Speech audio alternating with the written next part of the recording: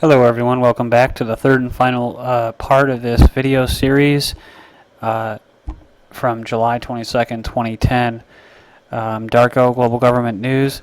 And I left off in this article here kind of abruptly, and I'm sorry about that, but HR 5741, it's now in committee. It hasn't been passed yet, but reading down here, it says barely a year after introducing HR 1444, which was supposed to form a congressional commission on civic service to study methods of improving and promoting volunteerism in national service and for other purposes, Congress has upped the ante. Anyone between 18 and 42 will be eligible for a 2-year commitment of civilian or military service. With more college graduates working for the fast food industry, a depression-era unemployment rate, and less people retiring, the government will have plenty of eligible able bodies to move into the slave ranks. This echoes the sentiment of President Barack Obama, who asked Congress in February of 2009 to send him a bipartisan bill in the spirit of national service. His chief of staff, Rahm Emanuel, outlined a similar plan in his book, The Plan. And we all know about that, about compulsory service. There it goes right there, 18 to 25. And says there are very few loopholes to opt out of the national service. Even conscientious objectors, will be forced to choose the mandatory option of A, non-combatant service as defined by the president, or B, national civilian service. It seems the Congressional Commission on Civic Service will no longer be needed thanks to the hard work of a suspected congressional tax cheat from New York. The slavery bill is currently in debate in the House Committee on Armed Services, chaired by Representative Ike Skelton, a Democrat from Missouri.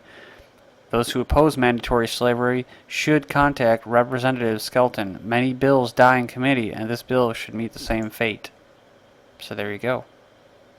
Moving on to the economic portion of this global government, we have an article titled White House Backs Bill to Collect Employee Pay Information from Businesses. This was posted Thursday, July 22nd, 2010, from cnsnews.com. It says the Obama administration is backing legislation that includes regulations requiring U.S. businesses to provide to the government data about employee pay as it relates to sex, race, and national origin of employees. It says in an orchestrated effort that included a statement by Arfur Barry Santoro and an event at the White House featuring Vice President Joe Biden, Attorney General Eric Holder, and Labor Secretary Hilda Solis. So the House approved the act in 2009, but the Senate did not approve it. So they tried last year, but it never got approved by the Senate. And it says here that the legislation covers a wide range of workplace requirements and regulations, including training girls and women to become better at negotiating pay and benefits, which to me is just kind of ridiculous. For me personally, being in the military and working in the corporate world and also attending universities, in every case, in all three cases, women had preferential treatment over males, over men.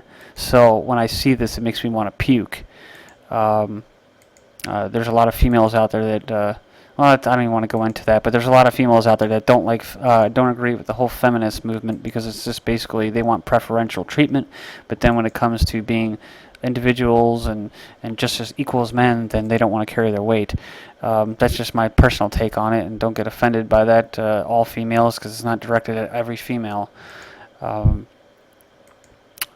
guess my version of feminism is, Annie Oakley, who's a target, was famous for shooting targets back in the 1800s with her rifle, a marksman. But moving on here, it says in the establishment of a database of U.S. workers' pay in both the public and private sector. And of course, this is total tyranny, but really no surprise. Living today in this world, in this corporatist dictatorship that we got going here, our masters want to know everything about us, and they use the government as an administrative tool to extract all the information and track all of their financial slaves. And this is just one more tool in their toolbox to do that. It says women make up nearly half of all workers on U.S. payrolls, and 2/3 of families with children are headed either by two working parents or by single parents who work. And I just want to throw out there again that the reason for this right here, that all these women going to work, was back in World War II when they were mostly women that raised raised children and were there to kind of raise the family.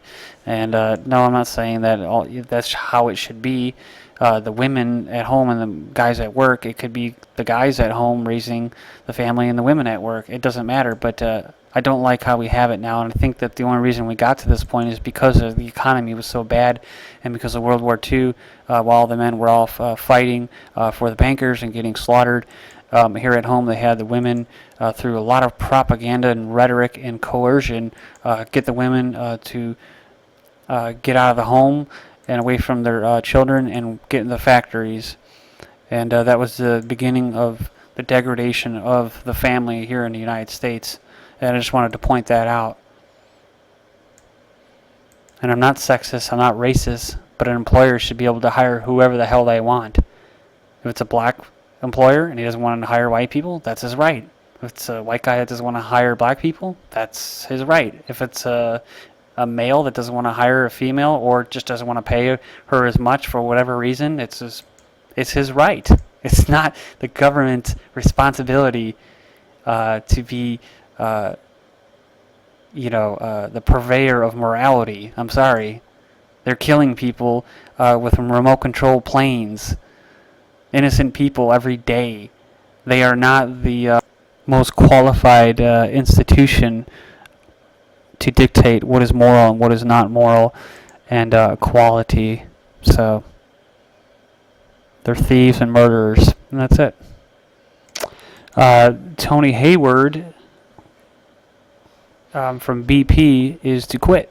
That's some more news. Oil firm chief executive to be replaced by Gulf of Mexico cleanup chief Bob Dudley. BP's shares rise on news, adding $2 billion to company's value. And I stated this before, that it's a good possibility that BP could be broken up, change their name, be rebranded. And this is just the next step into that process. It'll still be owned by British royalty, but they'll change the name, like I said, and just like every other bank or institution, they'll just change their name, rebrand, and that's it. And they'll continue to be unsafe and have explosions and have workers be getting killed because it's all about making the money or doing whatever it is at the risk of their own workers. So if the worst oil environmental disaster wasn't due to a deliberate false flag, then we can at least say it was due to negligence, right? Let's not forget that. Not so much about the cleanup as it is the negligence that caused the explosion in the first place. So, but people aren't accountable. He won't be held accountable, and he'll get a nice severance package, and that's how corporations and a non-free market works. This next article, I recommend you go check it out, from USA Today, and it was posted today. Goldman reveals where bailout cash went. It says Goldman Sachs sent $4.3 billion in federal tax money to 32 entities, including many overseas banks, hedge funds, and pensions, according to the information made public Friday night. Goldman Sachs disclosed a list of companies to the Senate Finance Committee after a threat of subpoena from Senator Chuck Grassley from Louisiana. I'm not going to be able to finish this article, but please check it out. It says, asked the significance of the list, Grassley said, "I hope it's as simple as taxpayers deserve to know what happened to their money." Senator went on to say, "We thought originally we were bailing out AIG. Then later on we learned that the money flowed through AIG to a few big banks, and now we know that the money went from these few big banks to a dozen financial institutions around the." Says Goldman received $5.5 billion from the government in the fall of 2008 as payment for the then worthless securities held in AIG. Says Goldman had already hedged its risk that the securities would go bad and had entered into agreements to spread the risk with the 32 entities named on Friday's report. Overall, Goldman received $12.9 billion payout from the government's bailout of AIG. Thank you everyone for joining me. Take care.